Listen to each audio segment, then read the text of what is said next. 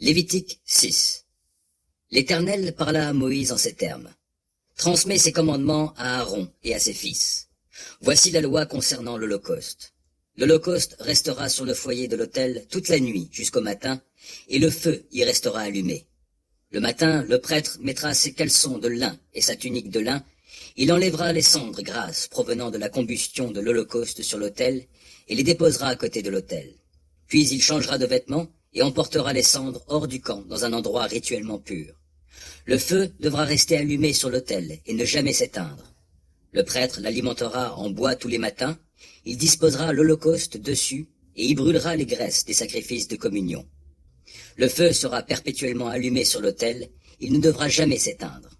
Voici la loi concernant l'offrande. Les fils d'Aaron l'apporteront devant l'Éternel, devant l'autel. L'un des prêtres prélèvera une poignée de fleurs de farine de l'offrande, avec de l'huile et tout l'encens qui se trouve sur l'offrande, et il les brûlera sur l'autel pour produire une odeur apaisante et que ce soit un mémorial pour l'Éternel. Ce qui restera de l'offrande sera mangé par Aaron et ses fils. Ils le mangeront sans levain dans un lieu saint, dans le parvis de la tente de la rencontre. On ne le fera pas cuire avec du levain. C'est la part que je leur ai donnée de mes offrandes consumées par le feu. C'est une chose très sainte, comme le sacrifice pour le péché et le sacrifice de réparation. Tous les hommes descendants d'Aaron pourront en manger. C'est la part qui leur revient pour toujours, de génération en génération, sur les offrandes consumées par le feu, qui appartiennent à l'Éternel. Tous ceux qui y toucheront seront sacrés. L'Éternel parla à Moïse en ces termes. Voici ce qu'Aaron et ses fils offriront à l'Éternel le jour où ils recevront l'onction. 3 kilogrammes de fleurs de farine à titre d'offrande permanente, la moitié le matin et l'autre moitié le soir. Cette farine sera pétrie avec de l'huile et la pâte obtenue sera cuite à la poêle.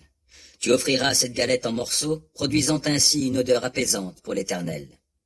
Le fils d'Aaron, qui aura reçu l'onction pour lui succéder comme prêtre, fera aussi cette offrande. C'est la part qui revient pour toujours à l'Éternel. Elle sera entièrement brûlée. Toute offrande faite par un prêtre sera entièrement brûlée. On n'en mangera rien. L'Éternel parla à Moïse en ces termes. Dis à Aaron et à ses fils. Voici la loi concernant le sacrifice pour le péché. La victime pour ce sacrifice sera égorgée devant l'Éternel au même endroit que l'Holocauste. C'est une chose très sainte. Le prêtre qui officie pour ce sacrifice la mangera. Il le fera dans un lieu saint, dans le parvis de la tente de la rencontre. Quiconque entrera en contact avec la viande de ce sacrifice sera sacré. Si du sang gicle sur un vêtement, tu laveras ce qui a été taché dans un lieu saint. Si on a fait cuire de la viande du sacrifice dans un récipient de terre, on le brisera. Si c'est dans une marmite en bronze qu'on l'a fait cuire, on la nettoiera, puis on la rincera à grande eau. Tous les hommes de la famille du prêtre pourront manger de cette viande. C'est une chose très sainte. Toutefois, on ne mangera aucune viande d'un sacrifice pour le péché dont on doit porter du sang dans la tente de la rencontre, pour accomplir le rite d'expiation dans le sanctuaire. Elle sera brûlée au feu.